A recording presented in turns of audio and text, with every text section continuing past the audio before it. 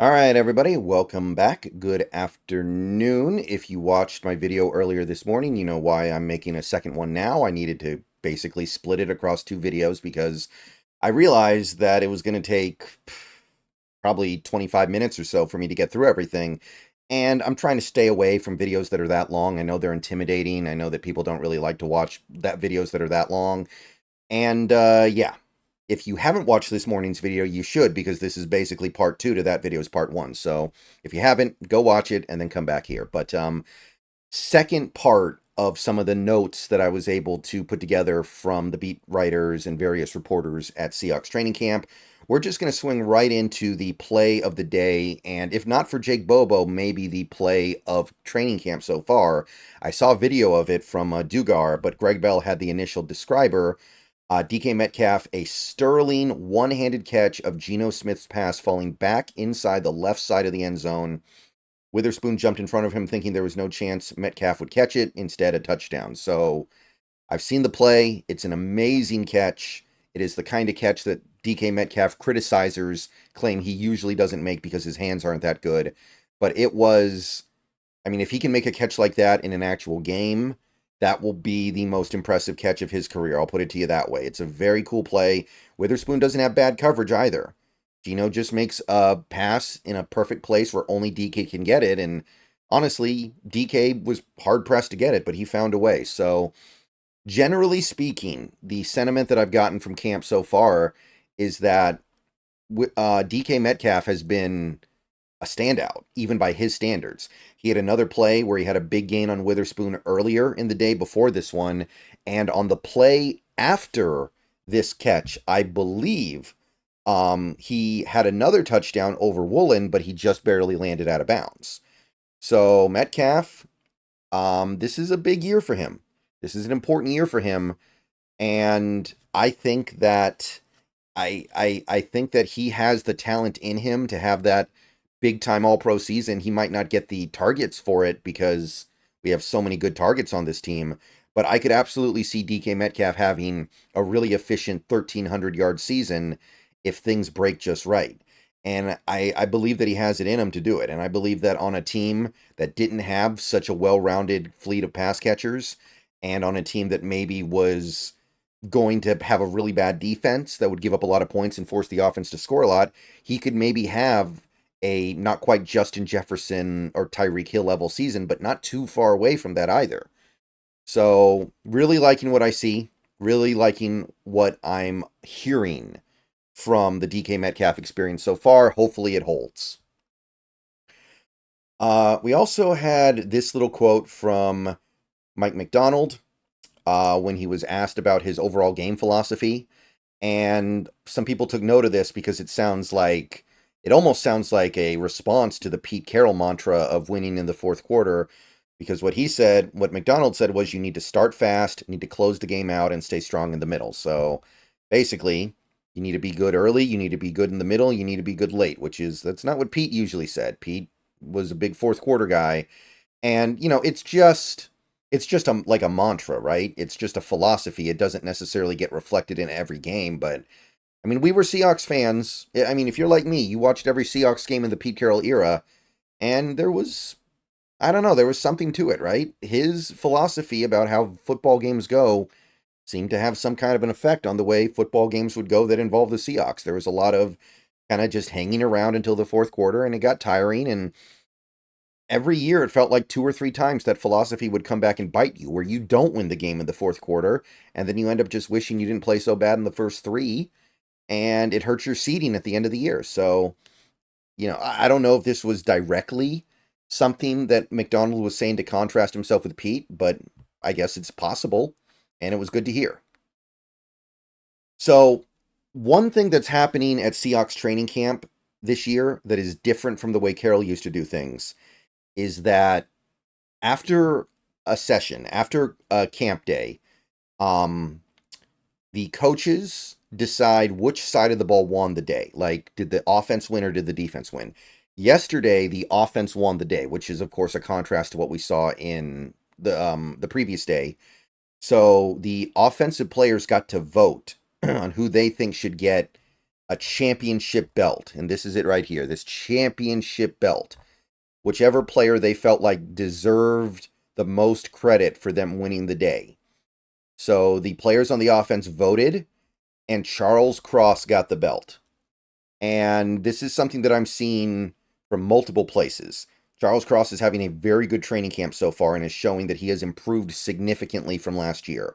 And, well, really, we should say the year before. The year before, he actually played the whole season and was healthy. Last year, he was battling stuff basically the whole season. So, if this isn't just blowing smoke, and I don't think they're blowing smoke. I don't think that's not what I'm seeing and hearing from Mike Macdonald so far in his coaching career. This is a big development. This is very important that Charles Cross makes these strides. And yesterday was another really good day for him. The movement that he created in the run game was heavily credited with the offense outperforming the defense yesterday. And something is brewing here for sure. Yeah, this is what I said about Christian Haynes earlier about the left guard thing. This is where it comes from. Condota tweeted about it. He played left guard because Tomlinson was out. And Christian Haynes is now getting snaps with the ones officially. So I don't know if he'll get all the snaps with the ones because obviously Laken Tomlinson is going to come back because he's not hurt. He's just getting a rest day. But Christian Haynes worked at left guard out of position with the ones and looked really good, apparently. So that's very encouraging for multiple reasons. If Haynes plays left guard this year and starts and provides decent level play, like a little bit better than what we got from Damian Lewis last year, I think that matters. That's more than I'm expecting out of Tomlinson, and that's more than I would expect from a rookie who has to play out of position. So if he can do it, good on him. So yeah, that's the main thing that I wanted to call out there. More positive stuff about Byron Murphy from Condota here as well. Williams was out, so Murphy had to do a ton of stuff. And in the one-on-ones, you can see the explosiveness. You can see the speed off the ball. And he's ready to go, it looks like. He's ready to contribute. I'm not expecting him to take on some massive load of snaps or anything like that. I'm not expecting him to do everything. But I am expecting him now to make meaningful, positive contributions. It seems exciting. Real quick, before I move past this, there are some other things that I didn't necessarily see an individual tweet about, but Derek Hall was another guy who was called out positively. I think Corbin wrote a little bit about it, where Derek Hall looks like a different player from last year.